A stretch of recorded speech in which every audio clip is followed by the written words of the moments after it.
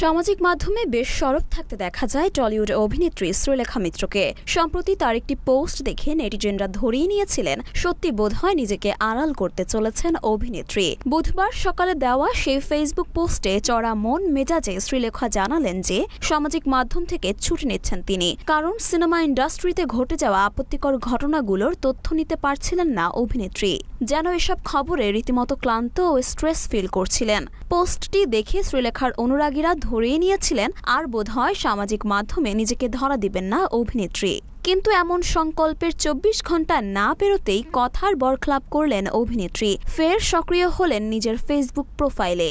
সামাজিক মাধ্যম থেকে শ্রীলেখা ছুটি নেবেন এমন ঘোষণার পর ওই পোস্টটি দেওয়ার পরদিনই একটি ভিডিও স্টোরি শেয়ার করেছেন অভিনেত্রী। সেখানে অভিনেত্রী তার রাখি বাঁধা হাত দেখান। তাকে বলতে শোনা যায়, যতদিন না জাস্টিস পাচ্ছি ততদিন পর্যন্ত হাতে এটা বাঁধা থাকবে। সঙ্গে ছুড়লেন হ্যাশট্যাগ মরিয়ম মিম। ঢাকা পোস্ট।